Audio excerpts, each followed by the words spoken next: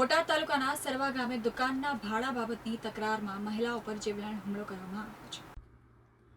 બનાવની વિગત એવી છે કે સરવા ગામે એક દુકાન આવેલ છે, જે દુકાન ભાડે રાખનાર વ્યક્તિ પાસે દુકાનનું ભાડું માંગતો તે ભાડું નહીં આપી જેમ ફાવે તેમ વર્તન કરેલ, જેથી આ મહિલાઓએ પાળિયાદ પોલીસ સ્ટેશનમાં ફરિયાદ લખાવેલ। આ ફરિયાદના અનુસાધને પાળિયાદ પોલીસે આરોપીની ધરપકડ કરી ફક્ત 2 કલાકમાં છોડી દીધેલ હોવાનો આક્ષેપ પણ કરવામાં આવેલ છે। જ્યારે આરોપી છૂટીને આવતા સાંજના સમયે ફરી વખત આ મહિલાઓ પર જીવલેણ હુમલો કરેલ છે અને તેઓ પણ સબિયા હોસ્પિટલમાં સારવાર લઈ રહી છે। મહિલાઓએ પોલીસ પર પણ આક્ષેપ કરેલ છે કે તેઓએ આરોપીની વિરુદ્ધ યોગ્ય કાર્યવાહી નહીં કરી છોડી કેમ દીધેલ છે, જેના કારણે તેને ફરીથી હુમલો કર્યો। આમ આરોપીની સાથે પોલીસને સાંઠગાંઠ હોવાનો પણ આક્ષેપ કરેલ છે તથા વધુમાં જણાવેલ છે કે આરોપીઓએ એવું પણ જણાવેલ છે કે તમારે જ્યાં જવું હોય ત્યાં જજો, મારું કોઈ બગાડી લેવાનું નથી। આમ ખુલ્લેઆમ આરોપી ધમકી આપતો હોવા છતાં પોલીસ દ્વારા કોઈ કાર્યવાહી નહીં કરતા પોલીસ પર પણ આક્ષેપ થવા પામેલ છે। હાલમાં 3 મહિલાઓ પૈકી એક મહિલા અને વધુ સારવારની જરૂર હોય સબિયા હોસ્પિટલમાં દાખલ કરવામાં આવી છે, જ્યારે અન્ય 2 મહિલાઓ મૂળ માર વાગેલ છે। બાઇટ 1 મનીષા પરમાર ઈજાગ્રસ્ત બોટાદ। બાઇટ 2 મિતુલ પરમાર ઈજાગ્રસ્ત બોટાદ। તો અમને ઘરે આવીને મારી ગયા, જીવલેણ હુમલો થયો છે। કોણ હતા અને કેટલા વ્યક્તિ? વ્યક્તિ તો ઘણા બધા હતા। નામ આવડે આપને?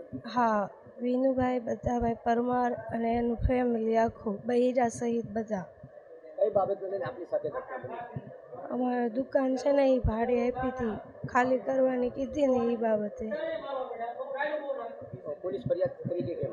હા, FIR કરી પણ કંઈ હજુ કર્યું નથી લોકોએ, અને બીજી વાર જ્યારે ઘટના બનીને ત્યારે FIR લીધી નથી એમને। એ લોકોએ એમ કીધું કે બીજી FIR ન થાય। FIR થયા પછી પણ એ લોકોએ 2 વાર હુમલો કર્યો। કેટલા તમારા પરિવારમાંથી કેટલા જણાને મારવામાં આવ્યો?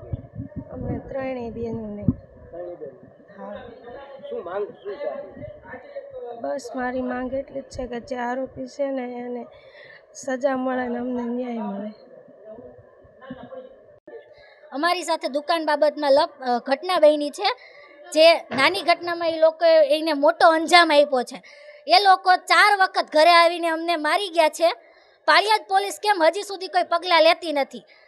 કાલે જે બનાવ બન્યો, FIR થયા પછી પણ જે બનાવ બન્યો, ગુનેગારને પોલીસની કોઈ ડર નથી, પોલીસનો ડર નથી, ત્યારે જ તે FIR થયા પછી પણ 2 વખત હુમલા કરાવ્યા છે। અત્યારે મારી બેનની હાલત તમે જોઈ શકો છો, એને ગળાના ભાગમાં ફ્રેક્ચર થઈ ગયું છે। કઈ બાબતને લઈને આપની સાથે ઘટના બની? દુકાન બાબતની લઈને અમારી દુકાન જે અમે ભાડે આપેલી છે, 5 વર્ષથી એ લોકો દુકાન ચલાવે છે, એક પણ ભાડું આપ્યું નથી, દુકાન ખાલી કરવા કીધું, એ બાબતથી એ લોકોએ મારામારી કરી છે। પોલીસ દ્વારા કાર્યવાહી કરવામાં આવી છે કે? પોલીસ દ્વારા કોઈ કાર્યવાહી કરવામાં આવી નથી। એક વખત ખાલી એ લોકોને લોકઅપમાં નાખ્યા હતા, જામીન દ્વારા છૂટા પણ કરી દેવામાં આવ્યા। હજી સુધી પંચનામું નથી કર્યું, નથી કોઈની પૂછપરછ કરી, નહીં કાંઈ। FIR થયા પછી પણ 2 હુમલા થયા।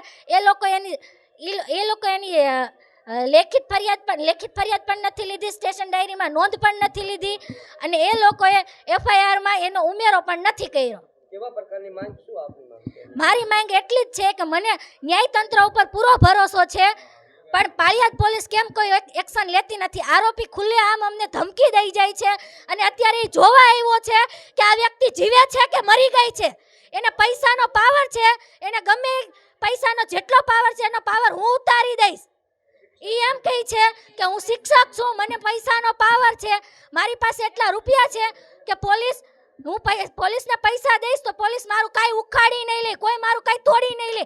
ખુલ્લેઆમ પોલીસ સ્ટેશનમાં એને ખુલ્લેઆમ આરોપીએ મને એવી ધમકી આપી કે તું કેસ પાછો ખેંચી લે, નહીંતર હું તને। આપની માંગ શું? મારી માંગ એટલી જ છે કે મને